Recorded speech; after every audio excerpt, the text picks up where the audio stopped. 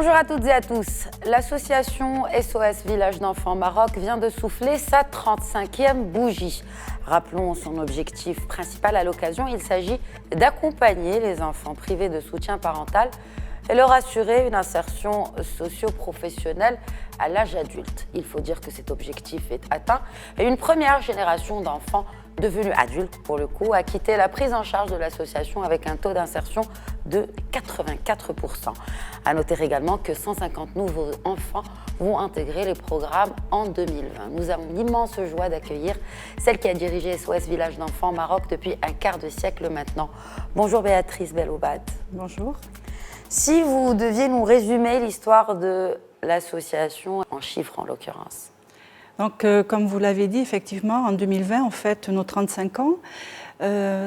35 ans au niveau du Maroc, 70 ans au niveau de la Fédération internationale. Donc, c'est dire quand même que cette association a une expérience et une expertise pour pouvoir effectivement accomplir sa mission qui est, comme vous l'avez dit tout à l'heure, donc accompagner des enfants qui n'ont pas de soutien parental jusqu'à l'âge adulte et donc de les insérer. Une prise en charge chez SOS Village d'Enfants, c'est en moyenne 20 ans. Un enfant arrive dans un village, il a moins de 5 ans et il va sortir entre 20 et 23 ans, donc le temps d'aller à l'école, d'avoir un diplôme et puis de pouvoir trouver un emploi. Au Maroc, donc c'est 5 villages d'enfants SOS. Le plus ancien est à Étourir, donc c'est celui-ci qui va fêter ses 35 ans cette année, puisqu'il a été ouvert en 1985. On suivi Imzourem, Al Hoceima, Darboisa, El Jadida et Agadir. À côté, je dirais, de cette prise en charge traditionnelle, donc de l'accueil d'enfants qui n'ont pas de soutien parental, que l'on prend en grande majorité dans les orphelinats du Maroc, qu'on place dans un village, qui est donc mis sous la tutelle, je dirais, d'une mère SOS qui va donc l'élever comme si c'était son propre enfant. Une mère SOS a en charge 8 enfants au quotidien. Pendant une carrière, une mère SOS peut élever entre 20 et 25 enfants. Donc, de très, très grandes familles. Il reste avec la même mère pendant toute la période. L'idéal, c'est qu'il puisse rester avec la même mère. Après, effectivement, la vie fait que parfois, nous avons des départs de maman et on est obligé à ce moment-là de changer de maman. Bien sûr. Mais un des principes de l'association, c'est vraiment de donner à ces enfants qui ont connu l'abandon une relation fiable et durable qui va effectivement donc permettre à cet enfant de se reconstruire, d'être en confiance et de pouvoir donc accepter de s'insérer dans la société. À côté de ce modèle traditionnel, depuis 2005, SOS Village d'Enfants aussi essaie de faire de la prévention dans ce que nous appelons les programmes de renforcement de la famille. Là, donc, on agit dans des familles monoparentales pour essayer donc de renforcer cette famille, en tout cas cette femme qui élève seule ses enfants, et de lui permettre de ne pas les abandonner, mais au contraire donc de les accompagner jusqu'à ce que ces enfants deviennent autonomes. Et souvent, à ce moment-là, c'est les enfants qui vont venir soutien de la famille et accompagner les petits frères et sœurs qui sont là. Puis, en 2014, pour essayer d'être aussi plus performant, de prendre en charge plus d'enfants, dont l'association a essayé donc de mettre en place un projet un petit peu novateur qui est le placement des enfants dans des familles d'accueil. Malgré tout l'accompagnement que fait SOS, malgré tous les efforts, rien ne peut remplacer une famille pour un enfant. Et la place naturelle de l'enfant, elle est dans une famille. À SOS Village d'Enfants, nous avons des familles de substitution, où nous avons une mère SOS qui donne le meilleur d'elle-même pour pouvoir accompagner ses enfants. Mais malgré tous ces efforts, elle ne peut pas être mère, père. Et donc, là aussi, au niveau de SOS Village d'Enfants, on ne peut pas offrir à ses enfants un oncle, une tante, un grand-père, une grand-mère. Donc, c'est très important, ce placement dans des familles d'accueil. Parce que l'enfant va pouvoir vraiment, intégrer pleinement sa société, mieux la connaître, mieux en connaître les rouages, pour demain réussir encore mieux son insertion professionnelle.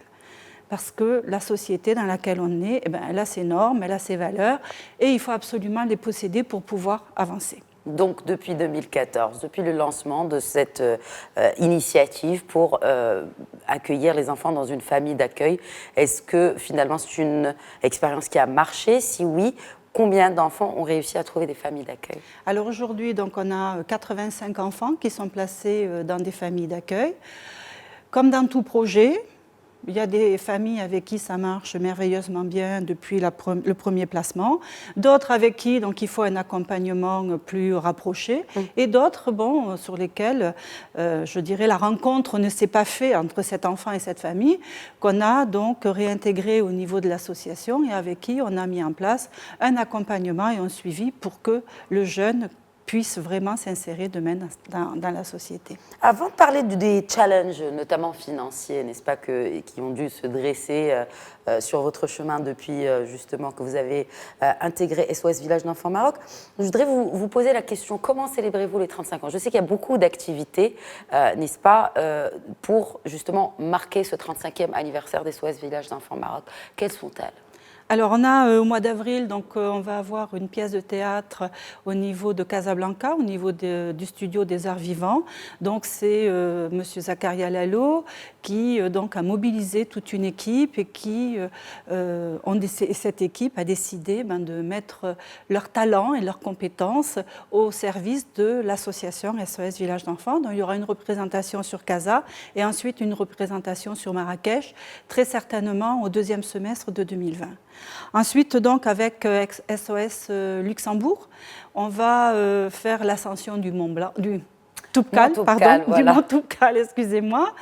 Donc l'idée, c'est de mobiliser des entreprises au niveau du Luxembourg, de voir celles qui ont des filiales au niveau du Maroc et de mobiliser ces entreprises pour qu'elles se lancent un défi, celle de monter les 4000 et quelques mètres du Toubkal et en même temps donc de pouvoir soutenir et aider financièrement SOS Village d'Enfants Maroc.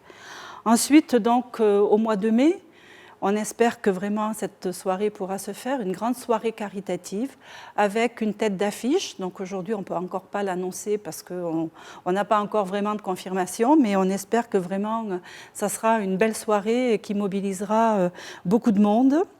Au mois de septembre, donc, ce que nous appelons une caravane face-to-face. Le face-to-face, c'est un mode de fonctionnement pour collecter des fonds. Des équipes sont dans la rue, dans les lieux publics, des jeunes donc à la marque de l'association et elles viennent solliciter Monsieur Tout-le-Monde pour qu'il devienne parrain ou marraine d'un enfant à SOS Village d'Enfants. L'idée, c'est qu'un grand nombre de personnes donnent une petite somme, mais la donnent sur la durée. Puisque, comme je l'ai dit tout à l'heure, une prise en charge chez SOS Village d'Enfants, c'est 20 ans en moyenne.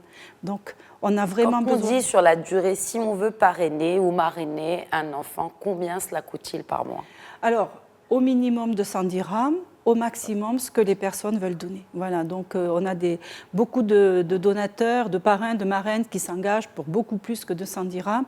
Chacun selon ses possibilités, ses revenus. Donc la barre supérieure n'est pas... Et cela a évolué de manière positive selon vous ces 20 dernières années par rapport au parrainage des enfants? Ça évolue de manière très positive et on est... je pense que tout le monde sait qu'au niveau du Maroc, il y a un vrai sentiment de solidarité. La société civile est très engagée. Tout le monde rencontre tous les jours des enfants au coin de sa rue, dans des situations difficiles, dont tout le monde est sensible. Et vraiment, les personnes, si elles sont en confiance, elles vont effectivement donner et s'engager. Et à part ces donateurs-là, comment vous faites justement financièrement pour tenir le cap et pour assurer la pérennité de cette association SOS Village d'Enfants? Alors ça, c'est vraiment un grand défi, un grand challenge, effectivement, puisque, comme je l'ai dit tout à l'heure, SOS Village d'Enfants Maroc est membre de la Fédération internationale. Et en cette année 2020, le financement de l'international va cesser et SOS Village d'Enfants Maroc devra s'autofinancer pleinement. Ce qui fait que nous devons redoubler d'imagination et d'innovation pour pouvoir effectivement arriver à l'autofinancement. Donc on s'adresse aux entreprises, bien sûr, on s'adresse à tous les organismes publics ou semi-publics et on s'adresse surtout au grand public, et le grand public, c'est le parrainage. Demain, si vous perdez une entreprise, vous perdez une somme importante. Demain, si vous perdez 15, 20, 30 parrains individuels, vous n'allez pas perdre une somme importante. Et il y en a d'autres qui vont intégrer le système, ce qui va nous permettre à nous, sur le terrain, vraiment, d'avoir la trésorerie nécessaire pour faire vivre les enfants au quotidien.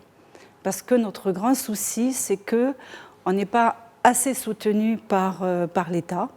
Et aujourd'hui, donc, la subvention... Quand vous dites l'État, quel département? Celui de la famille et la solidarité? Oui, bien sûr, c'est notre ministère de tutelle, avec l'entraide nationale, donc, qui est l'organisme qui dépend directement et qui soutient les établissements de protection sociale et qui nous donne régulièrement, donc, tous les ans, une subvention. Mais elle n'est pas fixe et elle n'est pas pérenne. C'est-à-dire qu'en fonction des circonstances, on peut perdre cette subvention. Et effectivement, si on perd cette subvention, on perd quand même, à peu près aujourd'hui 10% de notre budget, ce qui est quand même important. Et on espère vraiment que les pouvoirs publics vont se mobiliser. Et nous, associations, quand je dis nous, associations, ce n'est pas que SOS Village d'Enfants, c'est toutes les associations.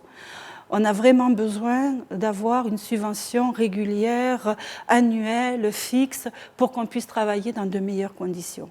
Les enfants sont là, tous les jours, on doit leur donner à manger, on doit les tenir en bonne santé, on doit les envoyer à l'école, on doit les qualifier, on doit les diplômer. Et ça, donc, on n'a pas de moment où on ne peut pas avoir d'argent. Il faut absolument qu'on puisse compter sur un budget de fonctionnement pour pouvoir faire notre travail, un travail de qualité et pouvoir peut-être demain prendre aussi plus d'enfants en charge. Un dernier mot, Béatrice Belloubad. Écoutez, SOS Village d'Enfants, c'est 35 ans au Maroc. On espère que ça va au moins durer 35 ans de plus, sinon beaucoup plus.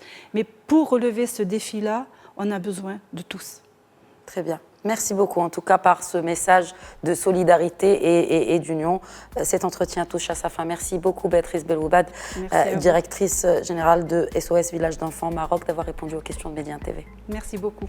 Merci à tous de nous avoir suivis. L'info continue sur Médien TV. Médien TV Afrique, très bonne suite des programmes.